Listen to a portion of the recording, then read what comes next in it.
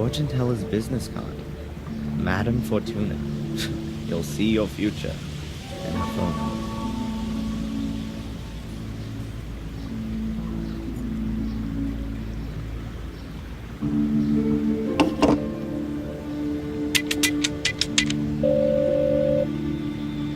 Mr. Jones from the law firm Jones & Partners. Hello, Mr. Jones. Darren Michaels here. I was told you wanted to speak to me? Ah, Mr. Michaels, yes. The investigations are stagnating, rather. As long as there's no evidence for the allegations brought against you, you can't be charged. So that's good. On the other hand, your fellow countrymen want to step into the ring, too. The American embassy is on our backs. That's not so good. And what does that mean, exactly? Well, that you're going to have to sit tight in Willow Creek for quite a while. Inspector Spooner's investigation methods. You implied the last time that you weren't too happy with him? Yes. It seems to me that Spooner isn't really bothered anymore. Inspector Spooner just wanted to produce a guilty party and then get the case closed as soon as he could. He has to produce results so that he can get back to London. But he's rather used up all his ammo. Now he's hoping that the embassy will take the case off him so that he doesn't have to chalk it up as a failure. So he doesn't really seem to be interested in the truth. Well, the truth, Mr. Michaels, as is generally known, is the invention of a liar. But the fact you've got bail is a good sign. And that someone's been found to pay for it is even better. Perhaps you should have a look yourself, now that you've been released, for some clues or slip-ups in the investigation. Would be best if you could get a copy of your files.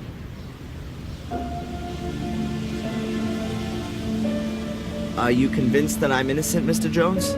Of course, Mr. Michaels. You think I could represent you if I wasn't? Nevertheless, we should hurry up and find some solid evidence to prove it.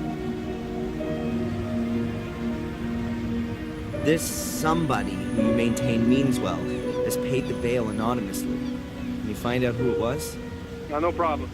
But it'll take a couple of days.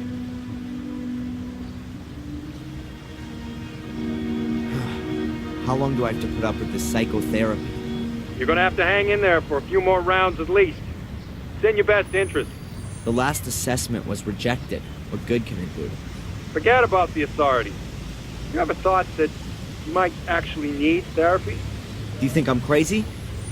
Aren't we all? But seriously, Mr. Michaels, try and do something about your mental condition. If you end up having to face a lawsuit in the States, your family's mental history isn't going to impress the jury one bit. So stop blocking shots and come out from behind your guard, man. You said I should have another look at my file. Is it really so easy to do that? Well, it depends on the inspector in charge. But if you flatter him a little, he might let you have a look. Otherwise, I could request a copy and send it on to you. That's gonna take too long. I'll try to get my hands on it myself. Mr. Jones, did you find out anything about my identity? The police here don't seem to be putting any effort into it. Yes. Concerning your identity, Mr. Michaels, it's hard to prove anything at the moment. Find documents, birth certificates, that kind of thing. But don't forget to go to your therapy sessions. Whatever. I'll be in touch. Keep your head up. Attack is the best form of defense.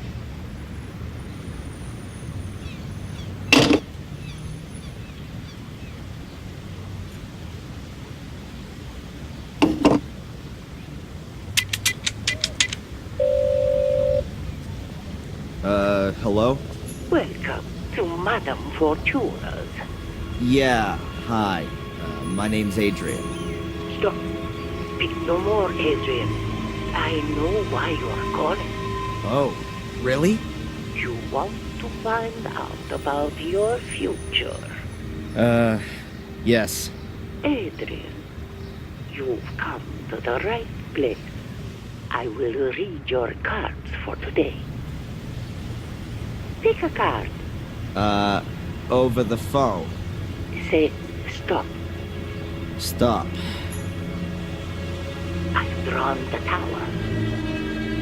And I've put the pawn on A3. Tarot, Adrian, not chess. There will be drastic changes to your life. I see. Death. Great. You will be ripped apart by wild beasts. Wild beasts. Huh. But Adrian, there is something you can do about it. Really? What then? Stay away from beasts. Yeah. Thanks. What a load of crap.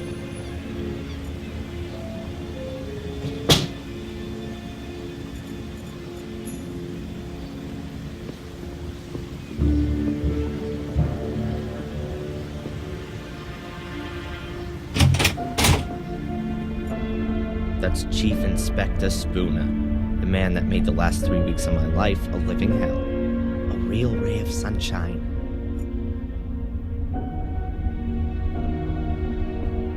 Do you have a moment, Inspector? If you're quick. Why do you dislike me? I'm a cop. You're a criminal. Come on, a little bit of friendliness never hurt anyone. Miss Valley was friendly. It wasn't me! How many times do I have to tell you?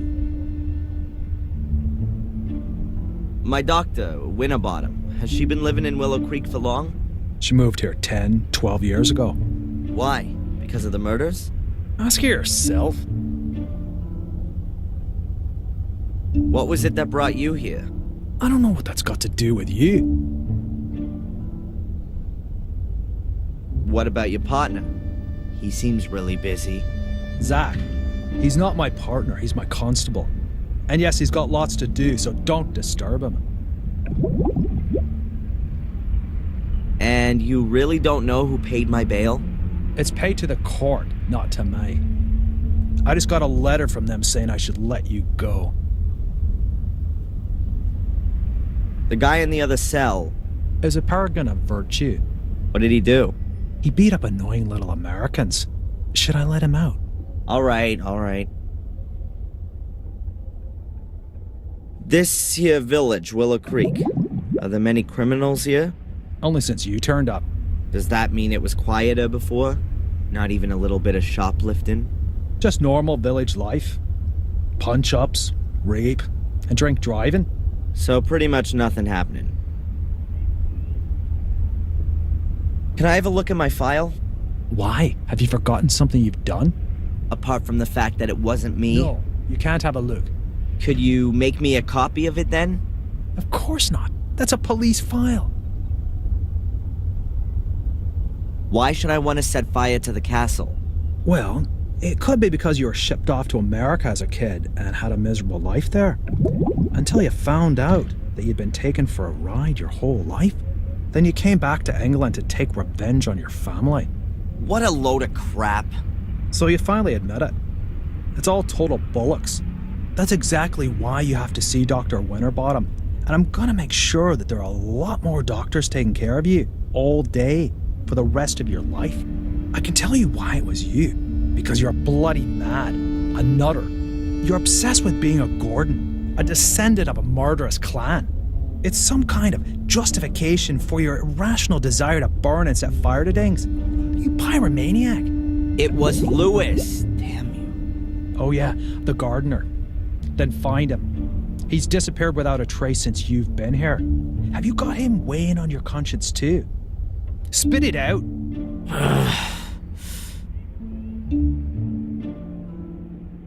Have you found out anything about my ancestry? Yep, I've got a copy of Darren Michael's birth certificate here. Born on the 27th of February 1970 in Boston, Massachusetts. And what about Adrian Gordon? He's still dead in the Gordon crypt. That's what it says in the death certificate signed by Dr. Heinz Herman. Cause of death, 5th degree burns. 5th degree? In other words, only his ashes are left. How convenient. That's all for now. I'm keeping my eye on you. Constable Zach seems okay. Plays by the letter of the law and all that. Can I disturb you for a minute? No?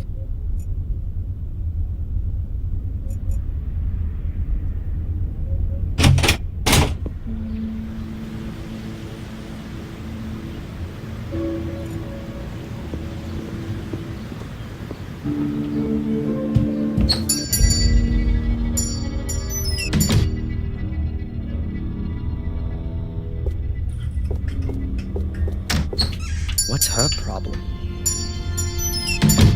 That must be the shopkeeper with a whistle hung around her neck. She looks a bit nervous. I wonder if that's because of me.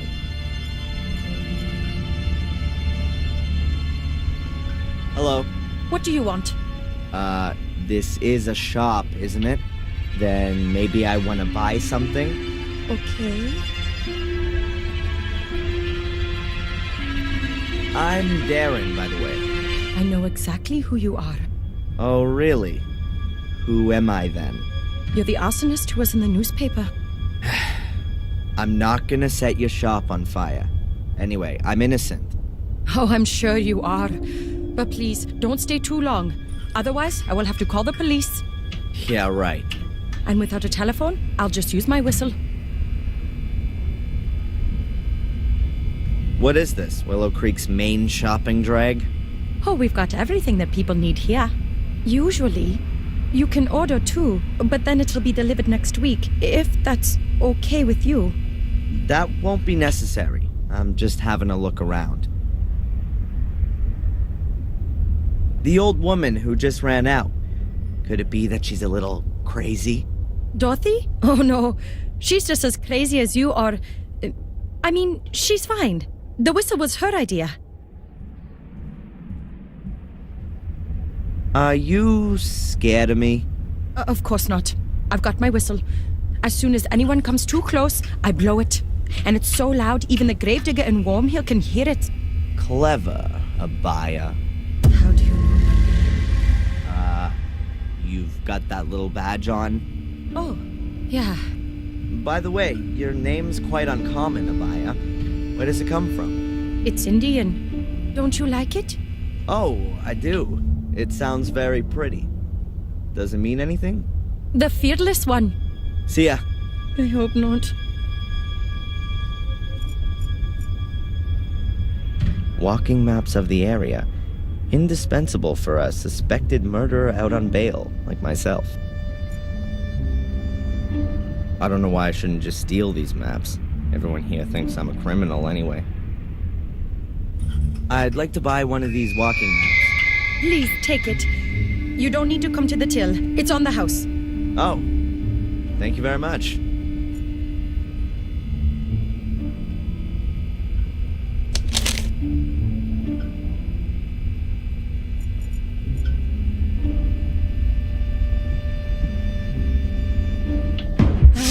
I hope you only want to cut up veggies with that. Sir?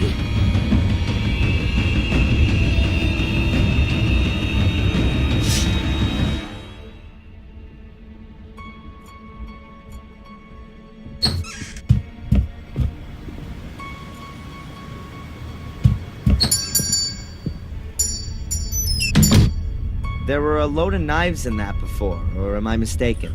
Sold out.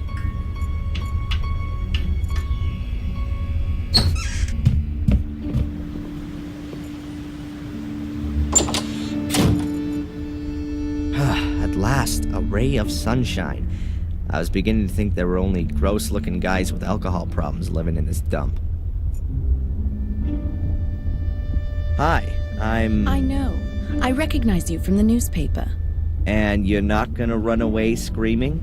I'd have a lot of running to do if I ran away from every weirdo in this dump. You really like living here, huh?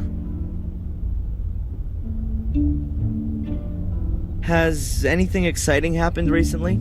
Apart from the fire at the castle? Wait a minute. Yeah, the espresso machine broke down.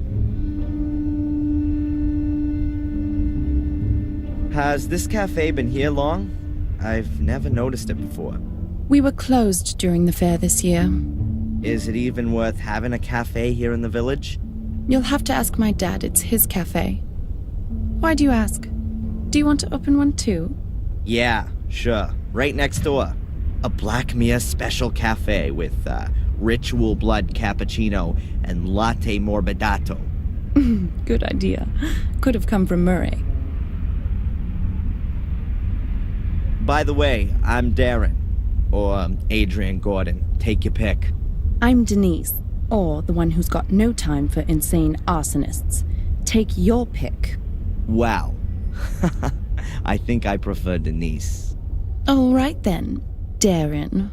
So, what's a young woman like you doing in a place like this? Not one for city living? Hell yeah.